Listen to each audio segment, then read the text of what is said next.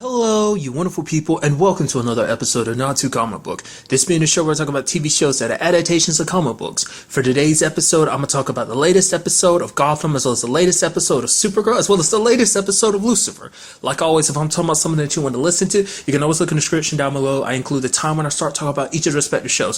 So, for example, if you want to hear what I had to say about this week's episode of Gotham, you can skip to what I had to say about this week's episode of Supergirl and or Lucifer. But the first thing we're going to talk about is this week's episode of Gotham. This is kind of like Jim's first, almost like first day on the job of being with the court. Basically, he's kind of getting closer to the inner workings. Apparently, they have this little book where it's like, yeah, submit names and stuff like that. It's basically everyone you want spared from the cleansing of Gotham, essentially, which is kind of interesting to me that would even be a possibility, but nevertheless.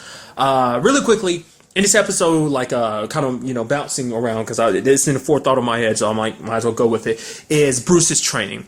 Obviously, his training is not going 100% well. It's going decently well, but the fact of the matter is, Bruce is too angry. And basically, the guy there that's training him is like, okay, I'm going to help you deal with your anger. He's like, basically, like, trailing all of Bruce's anger back to one particular moment. It's like when this rage inside of him, that basically this rage has been blinding him, and it makes it like, it's preventing him from his true potential, essentially.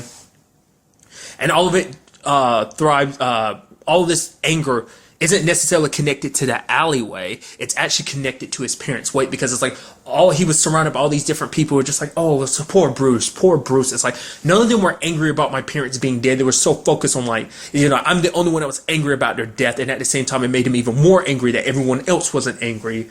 And basically, he brought up this conversation about how his dad's cufflinks was what his dad was going to be buried with, but he couldn't let them go. He couldn't, it was too much, he couldn't let go of a reminder of his dad. He needed something, so he kept him. And so the guy's telling him to kind of lock him away in kind of a mental safe in his head to kind of officially kind of let them go. And when it was all said and done, Bruce was a much better fighter because he wasn't weighed down by the anger. While he's fighting, it's like, I feel nothing. And he's also saying like, oh, I can take your pain away. You take your pain away, because it's like pain and anger are kind of the same side of the coin, at least in his mind. Like, he dealt with Bruce's anger to a certain degree. I'm sure there's some residual aspects of it, like after everything, what happened with his parents, but it's still a situation where like the main cause of his anger is gone, or at least locked away, so it's kind of leaving him a little more calm, cool, and collected in a sense. But when he says remove your pain, part of me thinks he means to actually take away that memory from Bruce. Whether he does, I don't know. Because he brings it up that basically, at the end of the day, he wants Bruce to become Gotham's protector. But at the same time, it's like, it's also meant to give Bruce a purpose. Like, why choose me out of anyone? But what also seems very interesting is that the guy, like, when Bruce, like, kind of passes out, he's like, yeah, with your help, Gotham will pay. So it's like, that's what this is all about. Like, he wants revenge on Gotham, probably kind of similar to Galavan wanting to kind of get revenge for his family. Maybe this guy's the same thing. Like, I kind of brought it up before, especially in this episode when Catherine refers to him as Sir. So he's like a top-ranking member amongst the Court of Owls. Who he is exactly, I don't know. Maybe he's kind of in the same situation as Galavan. Maybe, because the fact of the matter is, I thought it was like, well, there was that whole monk situation Galavan was connected to, but what if this guy's actually from Galavan's family? Or maybe he's from a lost family. Well, Galavan's family was kind of the lost family of Gotham, because they were kind of wiped out, or at least kind of no longer existed. So, but, I don't know, like, what is his motives? Like, it isn't, like, I thought, like, oh, he's training him because it's like, oh, it's like, basically he even admits, he's like, I'm tricking Bruce into believing that he's going to be the protector, but it's like, at the end of it, it's like, I guess he wants Bruce's help to basically destroy Gotham, and basically, if he can get inside of Bruce's head, like, but basically he needs Bruce's willingness to go along with things, like, because if he does it against Bruce's will, then I guess Bruce's mind isn't as malleable for him, because Bruce's will constantly get in the way. So he needs Bruce to kind of be accepting of whatever decisions, like, oh, I'll take away your pain, your fear, whatever the case may be. I mean, not fear, but your pain and your anger. So obviously we're kind of seeing a different side. Like, we still don't even know who he is. But now it is becoming less likely that, oh, he is Raish or Ra's al Ghul, whichever way you want to pronounce it. I have to do it every time. I'm sorry. You'd think one of these days I'd actually just stick to one, but nevertheless. So, like I said, it's still unclear who he is or what his position is. And like I said, but this just kind of cements that, yeah, he definitely is like a top-ranking member of the court. I mean, it makes sense the way he was working with the court, but the fact is he referred to the court as a tool made me think it was kind of like a side thing where it's just like, the court is adjacent to him. Like, he's kind of his own thing, and the court kind of, it's like, I don't know why. I think I thought in my brain he was a little bit different. I don't know what I really thought, to be fair. So I'm just confusing. I'm making it matters worse. But obviously in this episode, the court ended up kidnapping Barnes because they needed to remove the virus for him. Because basically, and Catherine ends up explaining this to Jim, is that basically Gotham has become numb to itself. There's all these crimes and just the darkness of Gotham, but a lot of people just accept it. It's like, oh, well, that's Gotham. And she's like, it's like, it needs to be reminded of it. By showing Gotham their darker side, you put the fear into them. And so it's to make Gotham go, oh no, we need to be cleansed, we need to be saved, and they'll be begged to be wiped out and kind of rebuilt up. It's kind of where I kind of see, like, that's where I'm thinking, like, her as well as the court's mindset is at. And so she basically wants to infect the city with the Tetch virus to make everyone go a little bit mad. So that's ultimately what the plan is. Interestingly enough, we do see Strange pop up again because he's the one that actually helps with the whole making the virus airborne. Like, before, you needed to touch her Alice's blood, but obviously all the blood samples and stuff have gone, plus Alice is dead too, so there's that. So the last supply of, like, the virus exists within Barnes, and so now they've kind of weaponized it, which is kind of interesting seeing Strange. First thing that came out of my mind was like, if you're here, what about the whole, and they kind of explained it. It's like, basically he healed Fish, and so Fish and the other experiments are off somewhere. Doing what exactly? I don't know. Might not be. It might be a situation where it's like they probably won't pop up until the, like, tail end of the season, but we'll see. This is also an episode where a lot of interesting things happen. For example, like, Lee still has not given up on the fact it's like, no, not Bruce.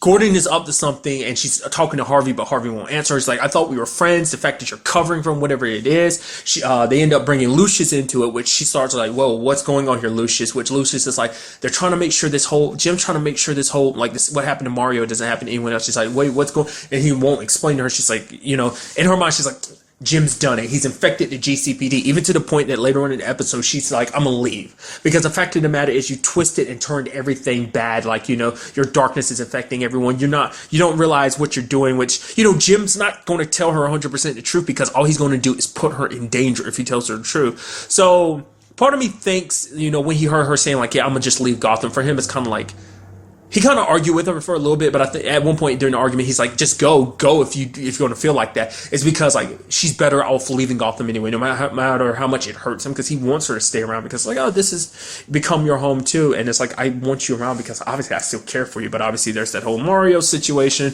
you killing my husband thing that's kind of sitting in the way.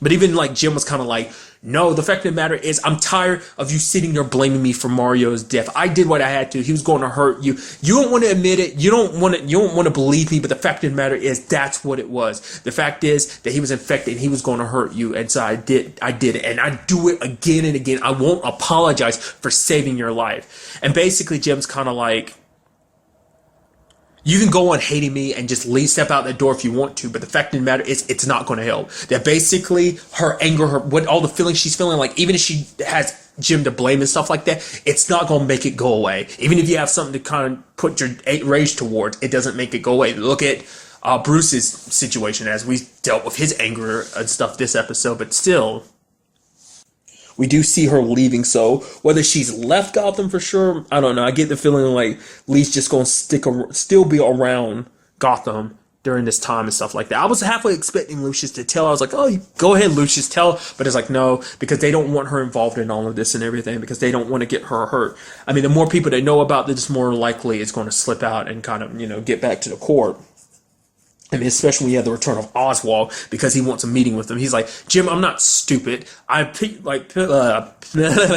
all the pieces together that obviously you handed him over to the court, Nigma over to the court and everything. So, but kind of getting back to the court and everything themselves, it's how Jim basically had to be, it was kind of a test to see, like, oh yeah, Jim, I need you to stay here while we basically test out this canister on a room of like 200 people.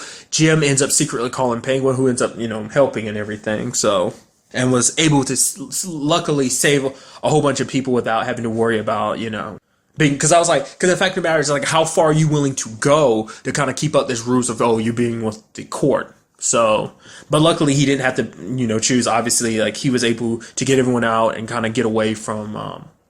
It makes you wonder, like, how did they keep that hush hush? Was that the court's idea, or what about? I mean, I guess no one really knows about like the gas or whatever. I'm sure Gordon probably kept it on hush hush too, because it's like it works for his cover. If no, like his captain never really said anything, but it's like. Because she did tell, like I said, the guy that I believe is her boss, like, oh, everything's going smoothly, but it's like the whole test run didn't work out the way you want it to. But like I said, whether they really believe the whole Penguin getting involved thing, which is like, well, they did, because later on in the episode they ended up kidnapping him. So, which him and Nigma are like right beside each other, and you have Oswald and him looking at each other, and Oswald's kind of reaching his hand through. It's like, yeah, like even his feelings, however he used to feel about Nigma, that love is kind of gone now. So I'm sure it complicates things, because like let's not forget that was Nigma's best friend, and it's like he's standing there in front of him like, yeah, you're actually still alive, but it's like that was supposed to be like a closed chapter in his life, which makes you basic question: what did they want Nigma for with all of this too? Like, because it's like they were going, oh, we could find some use for him, but it's like they just locked him up. Obviously, like they locked up Penguin, but it's like I don't know. I'm very interested to see where that goes. Right across from the people that you used to love now hate so much. In itself, that's kind of almost reflective of Jim and Lee's situation too.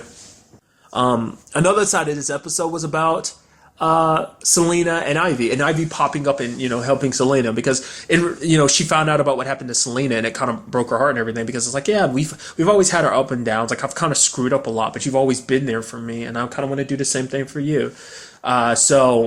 Because when you actually think about it, it's like Selena's like the only other friend Ivy has. Obviously, like Penguin's her quote unquote friend now. So is Mr. Freeze and Firefly. But even then, that's kind of like Selena was like her only friend beforehand. So I don't really remember her really interacting with anyone except for Selena back in the day. So that's why she wants to help her out. So she gets all these plants and it apparently helps Selena. I mean, and wakes her up and everything. Now, like I said, whether or not this is connected to like who she is in the past or whatever. I mean, who she becomes, Catwoman and everything. Like I said, I don't think they're going for the whole like possibly supernatural or maybe some like experiment things. Like, no, she's just a cat burglar. I was wondering how she's going to get out of this situation. I guess it was just kind of like a whole metaphor for the whole 9 Lives thing, having all those cats around her. I guess that's what that was kind of supposed to represent. Like, oh no, she's not down and out yet, which was like, I was like, oh, where are you going? She's like, Wayne Manor. I've got someone I've got to kill. Heading for after, obviously Clone Bruce. Now, obviously, the guy training Bruce is like, yo, me and Bruce, we're going to be leaving tonight. So it makes me wonder, will Bruce come back in time to stop his evil clone?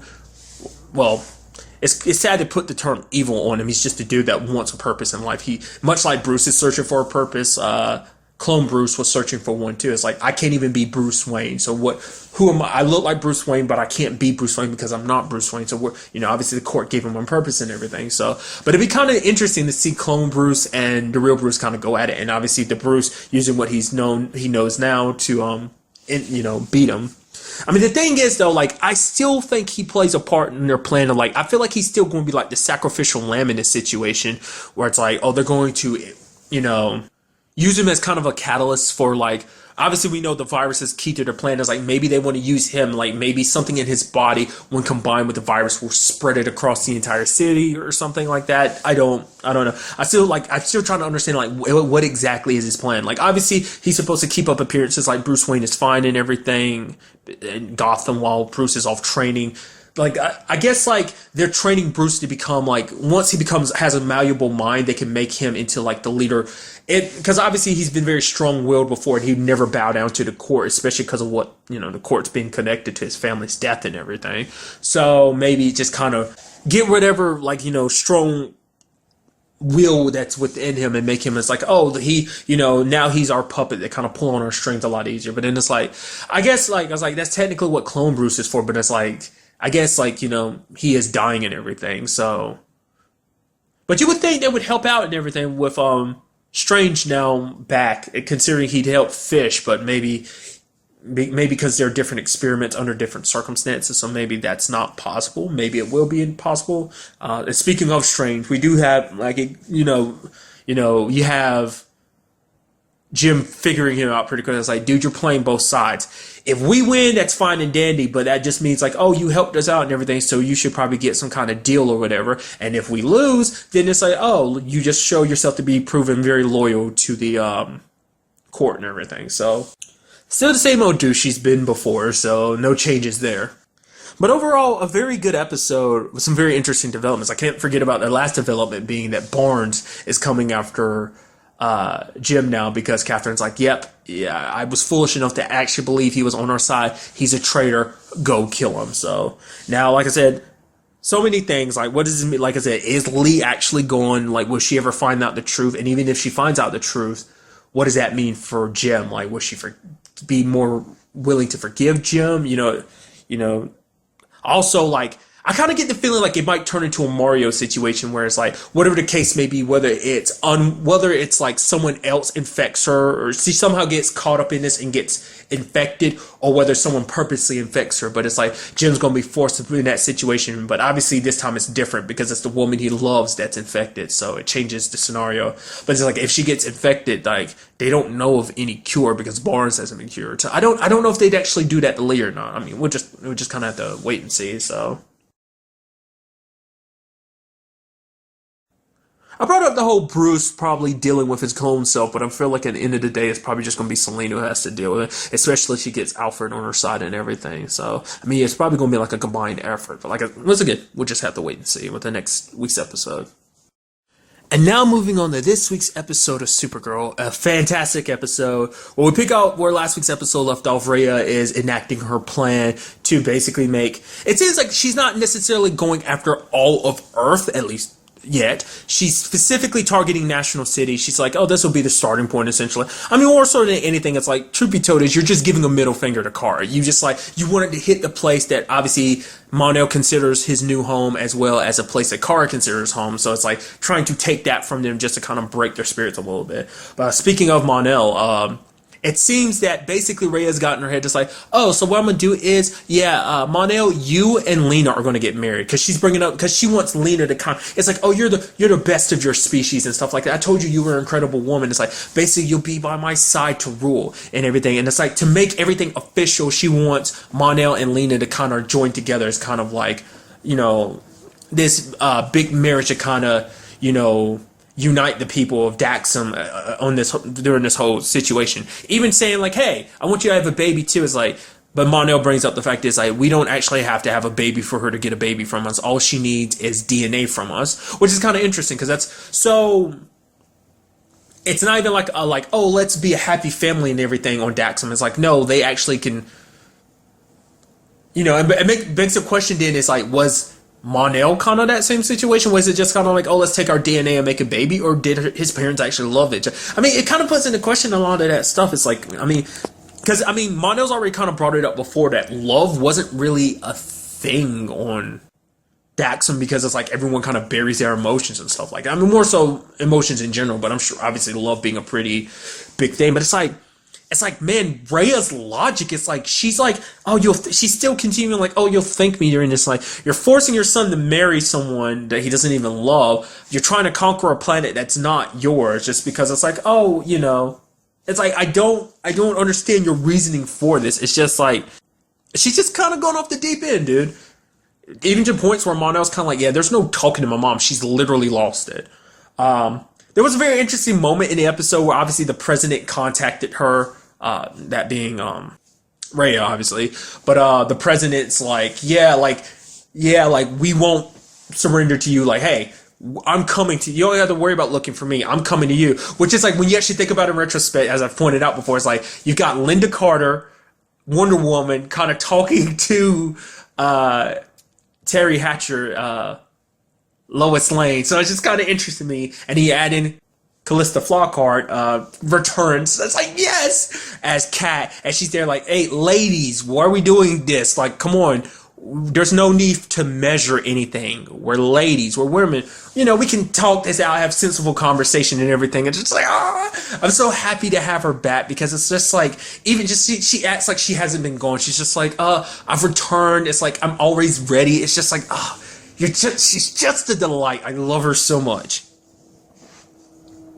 especially when it kind of gets revealed that President Marsden, is actually an alien.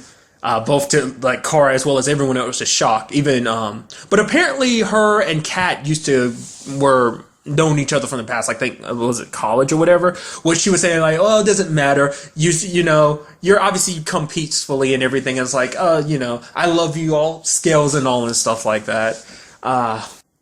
Probably one of my favorite moments in the episode with Kat is when it was all said and done. Like, obviously, Kat kind of put on a message to everyone around the like city. It's like, hey, stand up and resist. You don't have to be a superhero to fight back. These people think they've got us beaten. It's like, no, we can stand together, rise up and fight back against them. And kind of was talking directly to Rhea. Because basically she said to Rhea, like, the fact is you're wearing a crown shows that you're trying too hard. Which you do note that later on in the episode, Rhea's not wearing a crown anymore. I mean, the tiara or whatever the case may be. It's like, oh, like, you know, people who are real royalty, they don't have to flaunt it. They just like, it's like, I'm royal, but, you know, I don't need something to completely symbolize it and always like put it down like, oh, I'm royal, kind of shove it in your face type of thing. So, but I love like when she was like, oh yeah, like the fact of the matter is you picked the wrong place to come after. And just Rhea was like super pissed. She's like, all right, I want you to go down there, find her and kill her. It's like, wow, she really got underneath your skin. Kat's so good.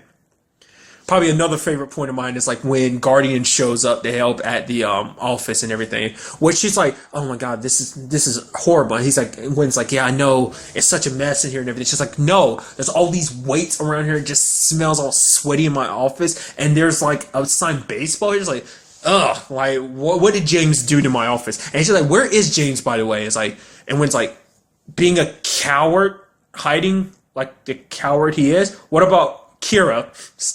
It's like you got her name right for the first time and like you going back to like completely forgetting about it. But nevertheless, me like, huh.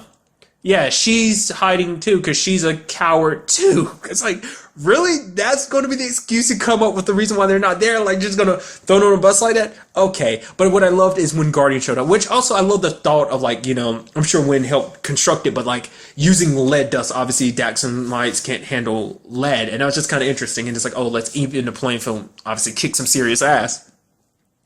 And then he's like, oh, are you okay? He's like, yeah, thanks, James. And he's like, wait, he's like, I'm Guardian. It's like, no, I know it's you, James. It's like, I see your eyes and everything. It's like, she's like, I just love it because that's the second time. Because let's not forget, she did the exact same thing to Flash. She's like, yeah, when Barry left, she's like, oh yeah, the Barry Allen stuff. Like, oh, like Barry Allen pops up and then here's a Flash. It's like, obviously anyone can tell. Yeah, she still doesn't know about Supergirl and Kara. I mean, to be fair, she figured it out before, but Kara, with help from John. I mean, it gets in her mind, it's like, now that John did that, it's like, there's no way. It's like, no way Kara could be Supergirl. Like, it's just, the possibility is completely moot in her mind now, you know, so. And speaking of badass things in this episode, gotta give major props to Alex. I love that she's still using that gun. Like, ever since she got that gun, she's been using it. But obviously when the Daxamites attack DEO, like Kara's like says she's on her way, Alex is running, jumping off the building, got that one last badass turn in and shot. And Kara caught her, obviously. It's like, man, that's so badass. But, a very interesting thing, because obviously, like, President Marsden kind of brought up a little bit more about who she was. That basically, the reason, obviously, you know, being an alien and everything, she's a lot more lenient on refugees. The whole, like, like peaceful, you know, integration between humans and aliens, obviously being one. But it's also because she's a refugee herself in the sense of, like, she was born on a, obviously, different planet. And the fact is that her planet was attacked by invaders, but her people were very peaceful and they didn't do anything. Like, they're just like, oh, things will work out. And it's like, a lot of her people got caught and kind of enslaved. She was one of the few that was lucky enough to escape. And basically, when she looks at the situation, she doesn't want a repeat of that situation. She's not going to sit back and wait for something to happen again. She's like, no, we're going to make something happen this time. And so she's wanting to use it's some kind of cannon that basically the government has, and it'll basically evaporate anything it touches, which is like, but wait, we can't do that. Like, Mon-El and Lena are still up there, which Alice is kind of in a position where she's like, I know you want to protect them, but at the same time, it's like, the fact of the matter is, the longer we leave them alone, the more danger they're going to cause the world. The fact of the matter is, like, hundreds of thousands of people's lives are at stake over, you know, it's that the few, lives of the many outweigh the few, you know? So, which, you know, Kara kind of flips it on her. It's like, if Maggie was up there, what would you do? And it's like, that's why, like, I've thought about it, and like that's why this is so conflicting, because like I would have to, it's not even just about following orders. It's also about because the fact of the matter is John is still out of commission, so she all this kind of falls on her, like the weight of her shoulders and everything. So it's like she's been given an order by her commander, but at the same time, it's like the fact of the matter is these are people that not just Kara, but obviously I care. Well, I tell you that Alex might care about Mon-El, but not necessarily Lena. But she knows how important they are to Kara. It's like that's her boyfriend and that's her best friend. So it's very sweet to hear her like refer to him as that when she was talking to Kat. But Kat said basically like, why I left, because she's talking to Kara about it. It's like, I left because I wasn't happy anymore. Basically during her trip, she met during her away time, she met some very interesting people who celebrated everything. Even if a child just learning to walk, everyone gathered around, sang and celebrated, because it made her realize like it's not important what you do, it's the human connection, the people that are around you, that are those ties that bind you together with people. Those relationships are what's important.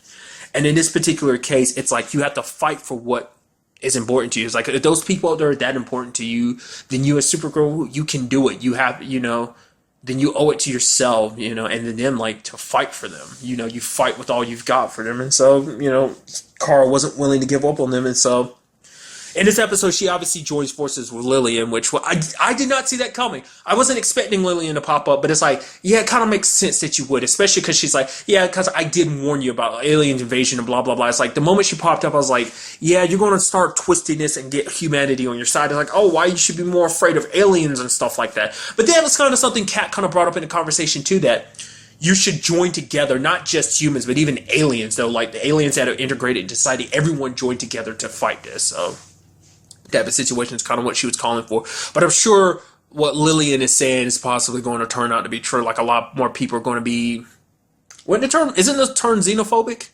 That wouldn't apply in this situation? I guess so. I don't know. But a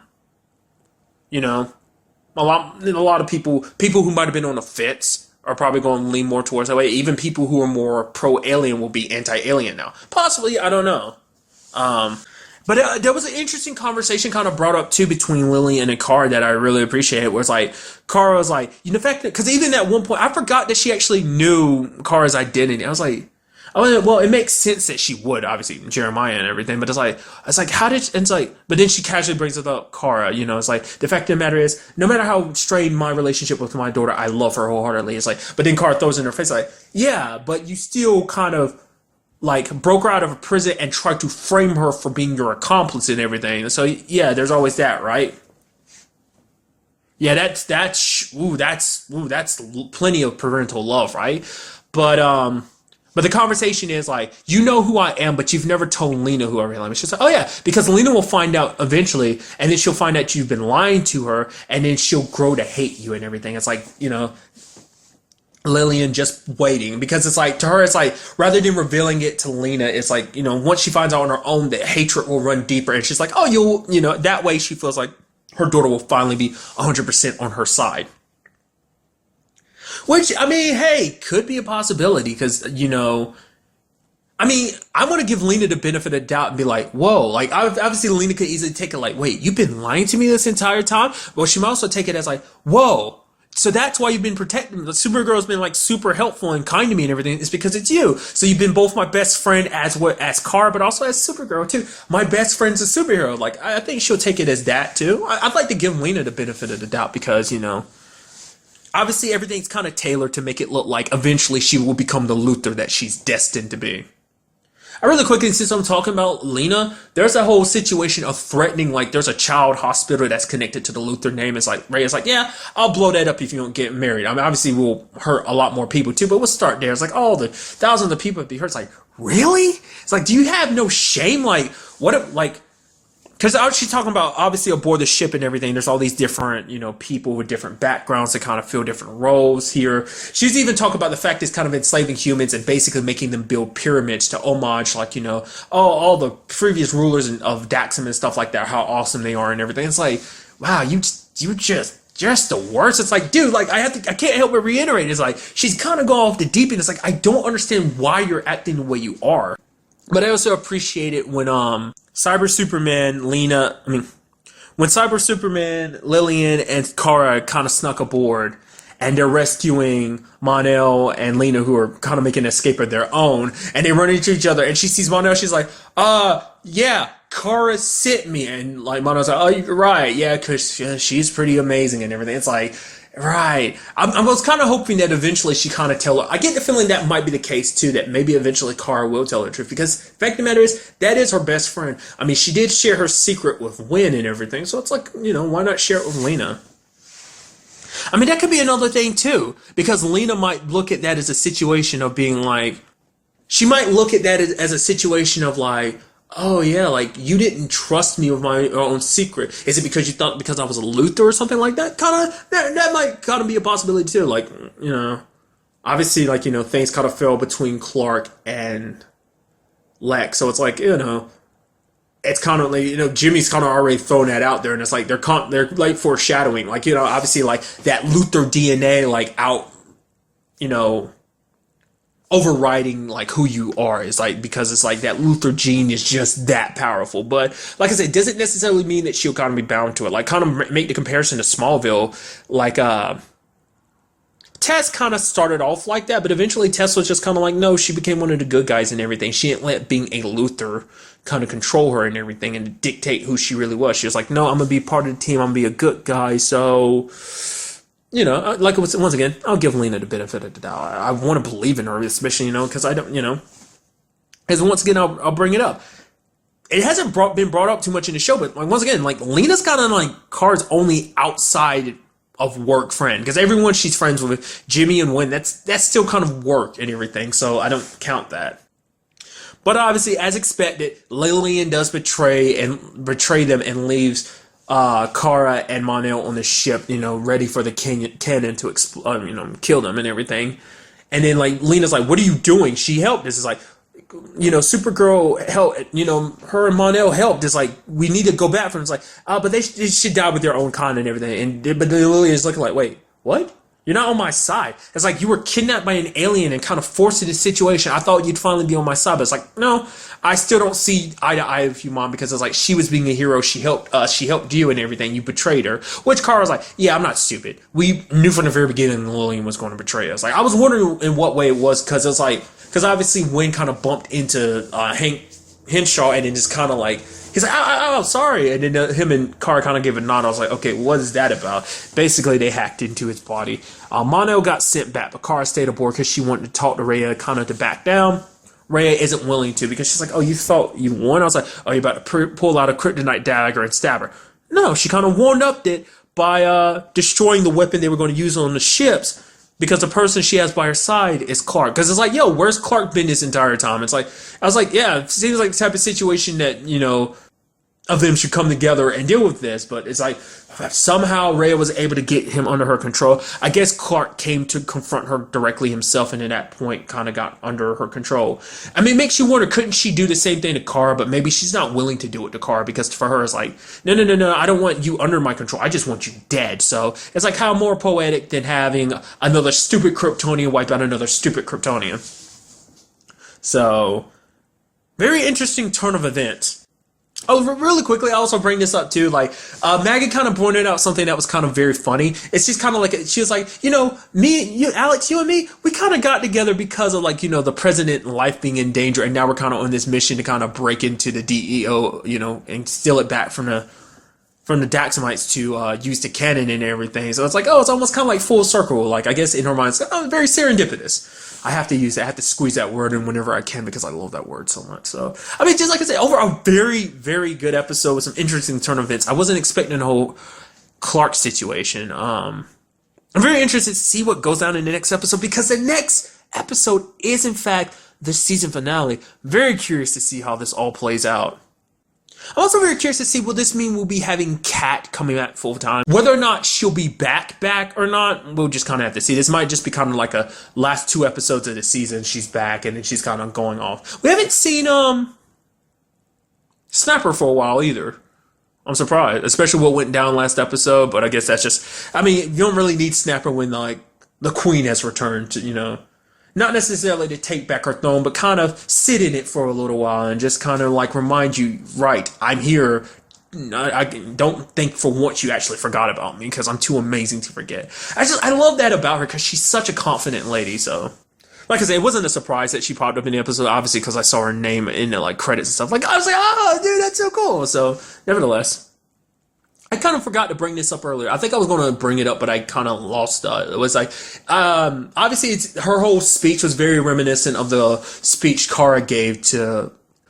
Was that exactly in the finale? I think it was exactly the finale when she was trying to talk to everyone who had been, Myriad, under its control and everything. So, like I said, very eager to see where the next episode takes us. Like, I brought it up at the beginning, or at least a couple episodes back. I'm kind of thinking that maybe when it's all said and done, Mon-El might leave. I hope he doesn't, but it seems like this might be a situation where he does, in fact, leave. I mean, I'm also kind of wondering, because I was kind of wondering, like, could the next threat be, like, the White Martians? Because obviously, Magan went back to kind of, change that up, and we haven't heard anything from her for a while. So I was kind of actually expecting her to kind of pop up and kind of help with this whole situation. Especially, I mean, she might be the one that actually be able to help John. That might be how they fix John's particular situation. Is like Magan coming back. So I mean, like I said, we'll just see in the season finale. But it's like they could be setting it up so that the White Martians become a lot bigger of a threat next season, possibly, if there is another season, which I'm like really hoping there will be.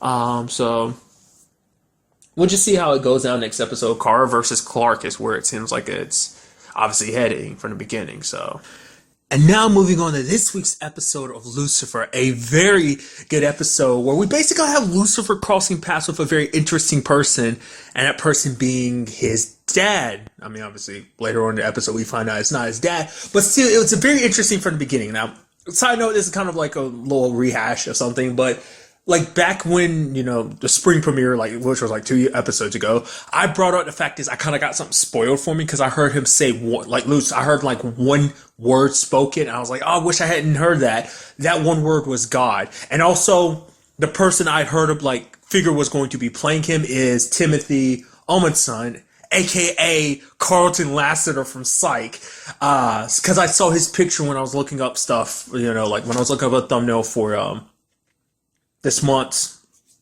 watch list video. Which, if you've ever seen the TV show Supernatural, that's very interesting casting because in Supernatural he played Cain. So I know it interested me that was going to be the case. But it was kind of interesting because Lucifer actually confronts his dad, and it was like, basically like, you've done all these terrible things to me. You did the whole thing with Chloe. You manipulated her and kind of made it seem like there was something between us when it actually wasn't. It was just you controlling her. Plus you cast me aside. You put me in hell and everything. But you have him being like, but you actually act like you don't have free will. You have free will. And everything. He's even talking about how him and Charlotte first met. Obviously, Lucifer's mom. Basically like, oh yeah, there was nothing, it's just darkness, and then she just popped out of nowhere and we lit up the universe. It's like gross.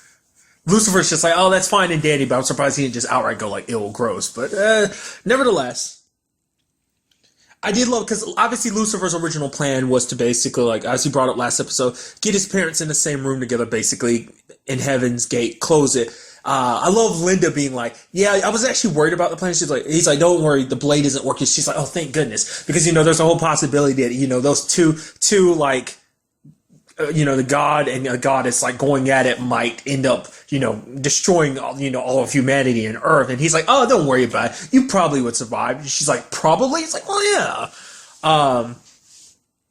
But eventually, because obviously, like, at first Lucifer didn't think much of the dude because it's like, obviously, it's like, oh, he's in a, I don't know what would be the proper way to say it. A mental facility, I guess, is kind of what I guess the proper way to refer to it as. But so at first he just says something, oh, you're some dude calling yourself God. He's like, calling yourself as God, you think he's like, oh, he's powerful and mighty and awesome and stuff like that. It's like, no, he sucks. It's kind of, he's just a douche. It's kind of like what Lucifer basically was saying, Not exactly, but that's just me paraphrasing a little bit. But obviously he's felt something about him, and the fact is that it's like he called Lucifer by his name and everything. Not just Lucifer, but his actual name, Samael. So it's kind of like, You know, it's like, obviously I never introduced myself for him to actually just up and call me that. Like, obviously this guy really be dead. Especially when he sees later on that he's actually healing a lady who is dying, which kind of explains, because obviously this episode is connected to an orderly named Toby who died, which is like, it makes sense why,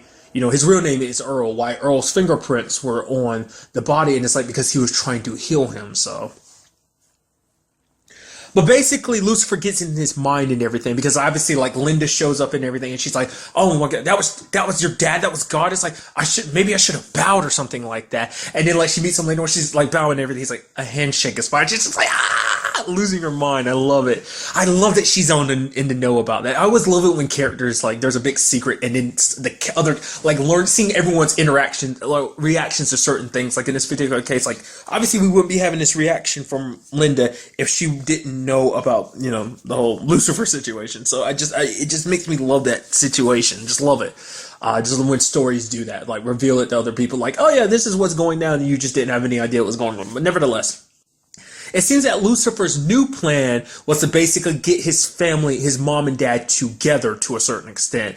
Like, if they're together, that puts him in a circumstance where it's like, oh yeah, like, they don't like each other, and so eventually they'll get to the point where they'll kind of start tearing each other apart, and that'll be torture enough. That'd be kind of my way of getting revenge on them. Because it's like, even when he first started talking to his dad, it's like, oh yeah, your mom's out? Really? She's here on Earth? Wow. It's like, which at that moment, retrospect, it makes sense, but it's like, at first I was like, how would you not know that she's on Earth? Like, I feel like you're God and everything's supposed to be almighty. Like I said, obviously through that episode we found out he's not God, but I guess there's limits to even what that belt buckle thing could do, that piece. I guess even there were limits to what it could do, but it's like, does he even know about that whole, like, Charlotte situation or not? But basically, Lucifer's trying to hook them up and everything, which Linda kind of brings it up. She's like, is this really all about revenge for you? And he's like, yeah, what other reason could it be? It's like, she look at it, obviously you can kind of piece it together. It's like, you're a boy who came from a very broken home, and you're trying to get your parents back together because you want your family back together, whether you admit it or not. No matter how you feel about your dad and your mom, it's like, you want them back together. You want some kind of semblance of a family for once in most likely eons, you know? Obviously, she didn't say that, but I figured that's where she was going about it. But obviously, they're sitting there like, you know, it's like, she's like, really? Wait, you're trying to parent trap your parents? It's like, well, yeah, it worked in the movie and everything. It's like, but this is God, and this is like a high goddess and everything, and you're trying to do what?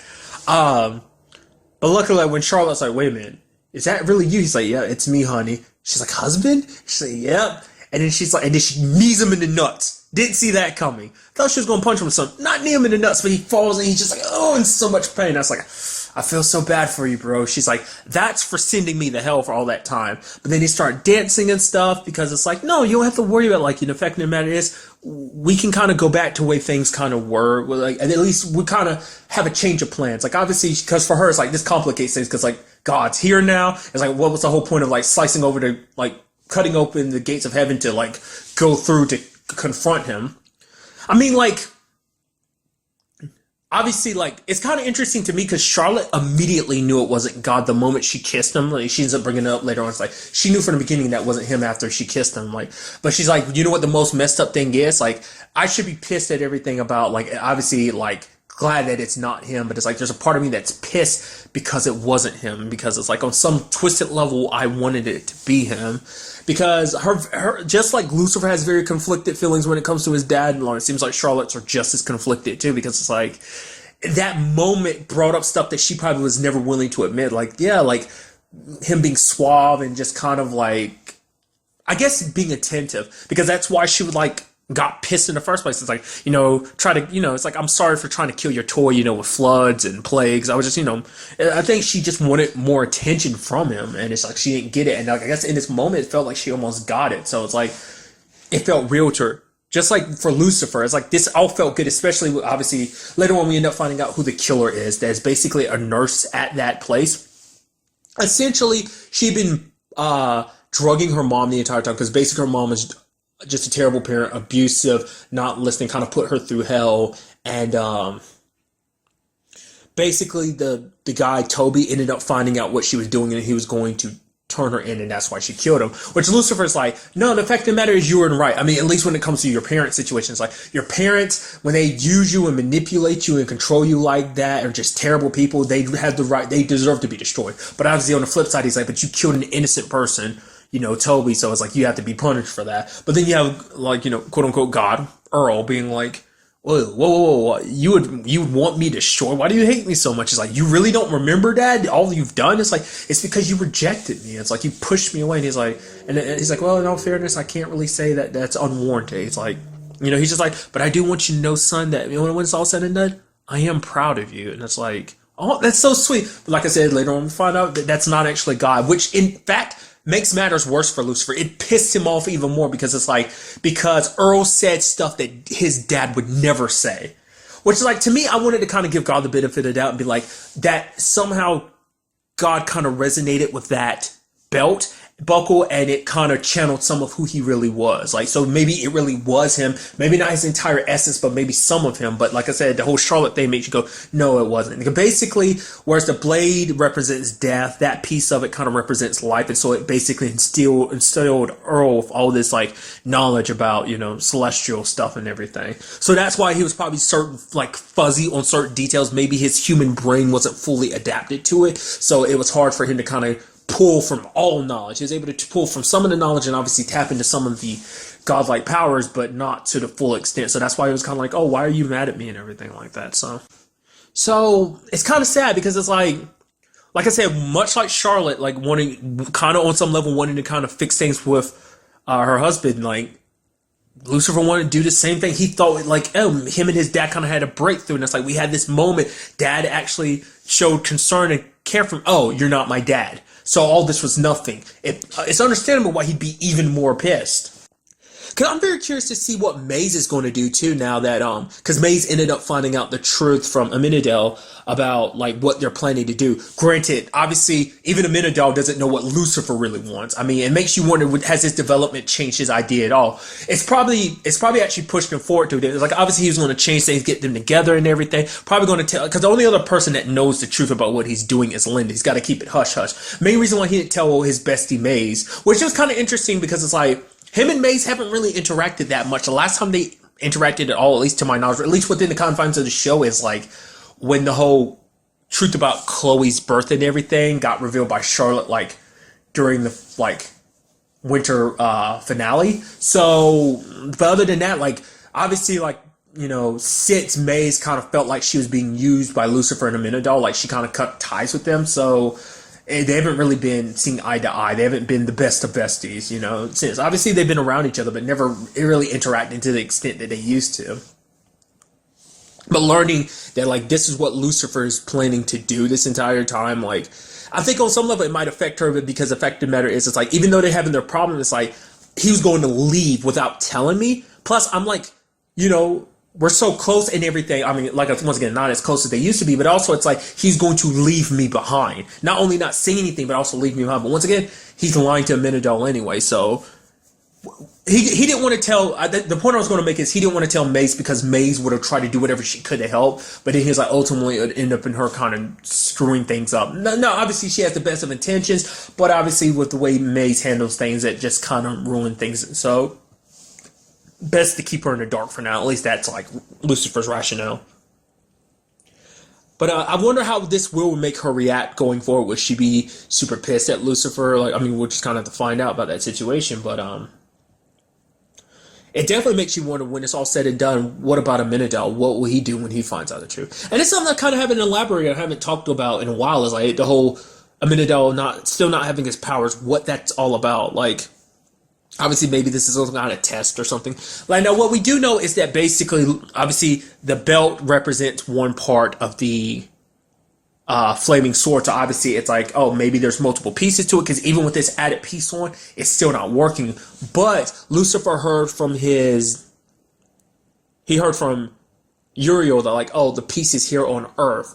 So Amenadel was like, well, what does that mean? Does a dragon have to breathe fire on it? Like, what does that mean? Is there another piece? Then it starts making me think, like, well, maybe that's connected to why Amenadel doesn't have his powers. Maybe it's not a God thing, which maybe it is God, like, playing his games or something like that, where it's kind of like, hey, I'm doing my thing of like whether you realize it or not, like it makes me wonder, is he actually here on Earth or not? Or is he still up in heaven, or is he just going away like, because obviously no one really knows, because there's always just a messenger. Like, even if they got a message from God, it wouldn't be from him directly, it'd be from a messenger. But it's like, even with everything said and done, even with her like the situation being what it is, like, he has to have on some level know what's going on. But the question is, like, why isn't he doing anything? Is it because of the whole free will thing? Because maybe he's trying to prove something to Lucifer. It's like, the fact is, you think that I'm controlling everything. It's like, no, son, I did all this because I wanted to put you on the right path. Like I said, like, I think he doesn't seem like a good father, but I think everything he's done has been for a purpose. Because I think at the end of the day, even if Earl wasn't really God saying all that, but I think were still God's feelings. Like, Lucifer, I want you to be like, I'm proud of you and everything. And I think, Chloe is kind of like a means to kind of put him like, I want you to be happy, So obviously maybe he didn't go about things the right way with Chloe's situation. I mean, to be fair, maybe Chloe, I was sitting here thinking maybe Chloe's actually the piece that he was looking for. I feel like he would have been more blunt. He would have been more apparent, like, oh, she's the key and everything or something like that. I mean, maybe she is, but like her being like special in regards, because it's like, because that was another thing that came up too when it came to Earl. Like, Lucifer's powers wouldn't work on him. Even drugs wouldn't work on him.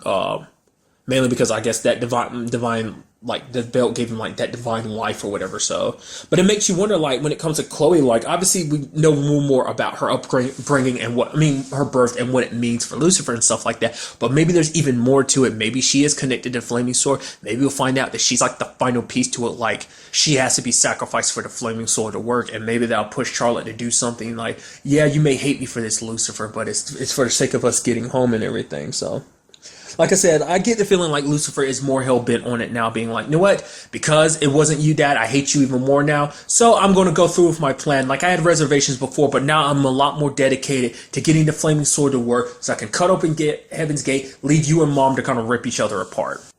Does beg the question, though, will we ever actually get to meet God? I mean, like I said, this kind of was a precursor to that, but maybe that's kind of allude to the fact that, hey, maybe he'll pop up later, and maybe he'll actually be in Earl's body this time, for all we know. I mean, granted, as we can tell, like, holding, like, a divine being's, like, body within a normal human's body obviously doesn't work, because it's, like, obviously Charlotte's got her particular situation.